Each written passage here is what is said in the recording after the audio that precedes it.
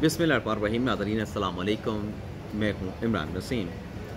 नाज़रीन, इस video log में एक बड़ी ख़बर आपके साथ हम शेयर करने जा रहे हैं। आप नाज़रीन जानते होंगे कि चंद रोज़ पहले ये ख़बरें चलीं कि जो DGISI हैं लेफ्टिनेंट जनरल नदीम अहमद अंजुम और उनके नीचे जो DGC हैं जनरल फैसल नसीर, उनके दरमियान इख्तलाफात पैदा हो गए हैं।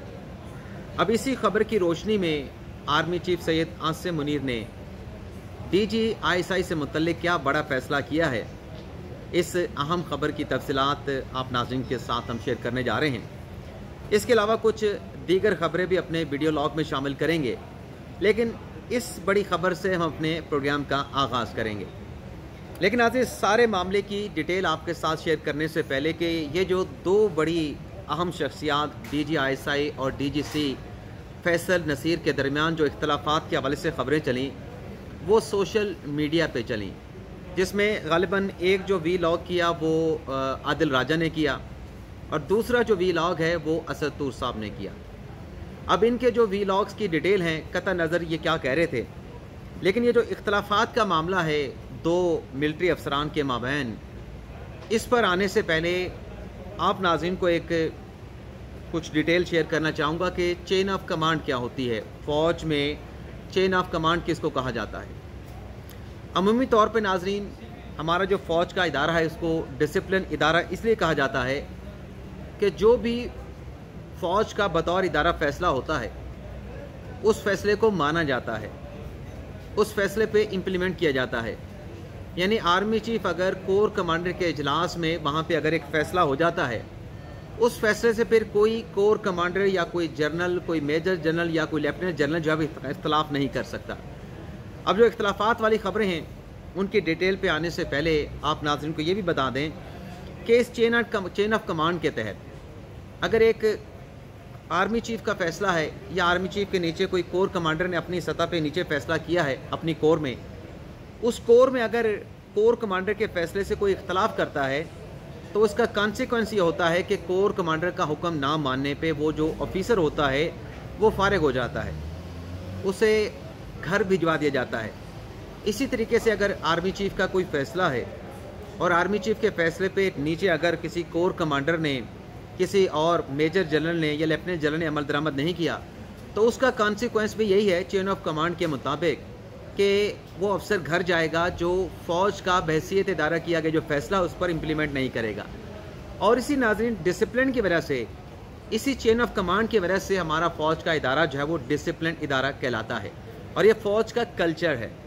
और अगर ये कल्चर, ये जो डिसिप्लिन है, ये टूट जाए और चेन ऑफ कमांड ना रहे तो इसका मतलब ये है कि फ़ौज का डिसिप्लिन नहीं रहा और फ़ौज का इदारा भी फिर इनेतात का शिकार होगा। अब ये जो इख्तलाफात की ख़बरें नाज़रीन चलती रहीं, जैसे कि कहा गया असद तूर साहब ने वीलॉग किया, आदिल राजा साहब ने वीलॉग किया, उसमें ये कहा गया कि जो DGISI हैं और जो DGC हैं मेजर जनरल फैसल नसीर साहब, उनके दरमियान इख्तलाफात पैदा हो गए हैं।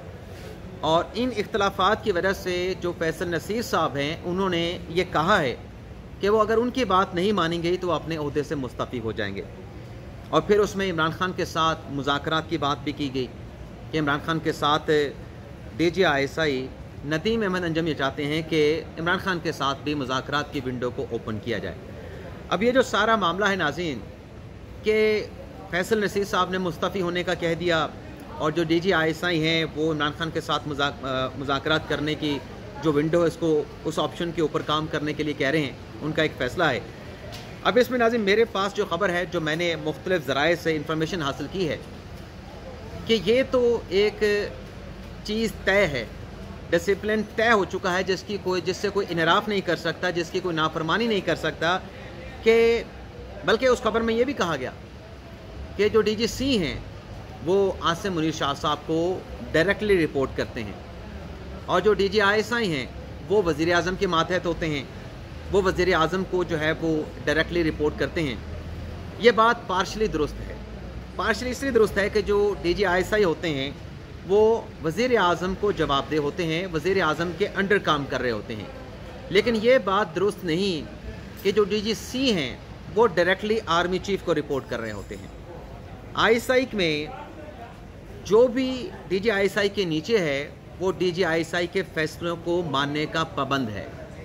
जो फैसला डीजीआईएसआई के इदारे की सतह पे किया जाएगा वो डीजीआईएसआई, हाँ इख्तलाफात जो है वो राय का इख्तलाफ हो सकता है, लेकिन फैसला जब एक हो गया, जब एक फैसला डीजीआईएसआई ने बतौर इदारे के सरबराह के तौर पे तमाम लोगों के साथ मुशावरत के साथ कर लिया, उस फैसले से फिर कोई इख्तलाफ नहीं कर सकता। आज हमारी जो ज़राए से बात हुई है उसमें यह कहा गया कि आर्मी में जो चेन ऑफ कमांड है वो नीचे से ऊपर जाती है। यानी अगर डीजीसी ने कोई चीज़ करनी है या कुछ किया है, वो अपने ऊपर वाले जो ऑफिसर हैं जो जिसके वो मातहत हैं उसको रिपोर्ट करेंगे। यानी डीजीसी जो हैं बराह रास्त आर्मी चीफ आसिम मुनीर शाह साहब को किसी भी मामले पे, चाहे माजी में उनके साथ कोई ताल्लुक़ रहा है या बड़ी अच्छी रिलेशनशिप है, लेकिन जो चेन ऑफ कमांड है वो नहीं टूटेगा। डीजीसी जो है वो डीजीआईएसआई को ही रिपोर्ट करेंगे, जो भी उनके पास इंफॉर्मेशन होगी, जब वो उन्होंने काम किया होगा या जो भी रिपोर्ट करना दरकार होगा। इसी तरीके से जो डीजीआईएसआई हैं वो वज़ीर आज़म को रिपोर्ट करेगा। ये तो है चेन ऑफ कमांड नीचे से ऊपर, लेकिन ऊपर से अगर कोई ऑर्डर आना है तो उसका कोई चेन ऑफ कमांड नहीं है। यानी अगर आर्मी चीफ आसिम मुनीर शाह साहब किसी फ़ौज के ऑफिसर को जो उनके रैंक से बहुत नीचे है फ़ोन करके कुछ कह रहे हैं, कोई अहकामात दे रहे हैं, तो उन पर कोई कदर नहीं। यानी आर्मी चीफ को डायरेक्टली डीजीसी रिपोर्ट नहीं करते, लेकिन जो डीजीसी हैं उनको आर्मी चीफ डायरेक्टली रिपोर्ट करके कोई भी बात उनके साथ कर सकते हैं। मुल्क की सिक्योरिटी के हवाले से, मुल्की मामलात के हवाले से, इंटरनल और एक्सटर्नल सिक्योरिटी के हवाले से। इसी तरीके से जो आर्मी चीफ हैं वो डीजीआईएसआई के साथ भी बात कर सकते हैं, एक्सटर्नल और इंटरनल सिक्योरिटी के हवाले से या दीगर मामलात के हवाले से। ये नहीं है कि अगर डीजीआईएसआई से कोई बात करनी है तो जो वज़ीर अपना आर्मी चीफ हैं आसिम मुनीर शाह साहब, उन्हें वज़ीर आज़म के रूट के थ्रू आना होगा। वो डायरेक्टली कर सकते हैं क्योंकि ये चेन ऑफ कमांड है। अब यहाँ पे जो ख़बरें चली कि कोई इख्तलाफात पैदा हुए हैं, तो हमें ज़रा ने बताया कि अगर ये इख्तलाफात होते जिस तरीके से रिपोर्ट किया गया कि जो डीजीसी हैं फैसल नसीर साहब, उन्होंने मुस्तफ़ी होने का या इस्तीफ़ा देने की ऑप्शन दे दिया, तो ये अगर ऐसा होता, क्योंकि इस खबर से डिनाई किया गया है कि दोनों के दरमियान, फैसल नसीर के दरमियान और लेफ्टिनेंट जनरल नदीम अंजम के मबैन किसी किस्म का कोई इख्तलाफ नहीं। और अगर ऐसा होता, जो ज़राए ने हमें बताया कि अगर ऐसा होता तो फिर इसके कॉन्सिक्वेंस भी फेस करना पड़ते और फौरी तौर पे उस शख्स को उस ओहदे से हटा दिया जाता, यहाँ तक कि उसे घर भेज दिया जाता। तो हमारे ज़राए बता रहे हैं कि ऐसा कोई इख्तलाफ किसी जगह पे, चेन ऑफ कमांड पे किसी जगह पे नहीं है। और अगर कोई करेगा, जो इदारा जाती सतह पर फैसला होता है, उससे कोई इख्तलाफ करेगा, तो फिर वो मुस्तफ़ी सिर्फ अपने ओहदे से नहीं होगा कि उसके वहाँ से हटा के किसी और ओहदे पे भेज दिया जाएगा, वो अपनी असल जो ओहदा है उससे भी जाएगा, यानी सेंड टू होम, उसे घर जाना पड़ेगा। अब ये जो आर्मी चीफ का जो फैसला है डीजीआईएसआई की तकरीर के हवाले से, इस पर भी हमारी ज़राए से बात हुई। बहुत मोहतात रहते हुए हमारे ज़राए ने बताया कि जो डीजीआईएसआई की मुद्दत मियाद है जो चंद रोज़ में मुकम्मल होने वाली है, उसमें कहा कि इसमें एक्सटेंशन होनी है या नया डीजीआईएसआई आना है, ये फ़ैसला कोई नहीं जानता। कोई नहीं जानता कि आसिम मुनीर शाह साहब का फ़ैसला क्या है, कोई नहीं जानता कि वज़ीर आज़म अनवारुल हक काकड़ का फ़ैसला क्या है।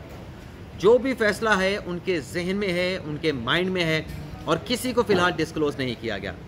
यानी जो भी फ़ैसला होगा डीजीआईएसआई के हवाले से, एक्सटेंशन देनी है, नया लाना है, वो आसिम मुनीर शाह साहब का और निगरान वज़ीर आज़म अनवारुल हक काकड़ साहब का मुश्तरका तौर पे फ़ैसला होगा। तो एक तो नाज़रीन ये हमें बताया गया, लेकिन मेरी जो राय है, जो मैंने जो चीज़ों को असेस किया है, जो मुझे लगता है या मेरा जो एक्सपीरियंस है, वो ये है कि एक्सटेंशन का इम्कान मौजूद है।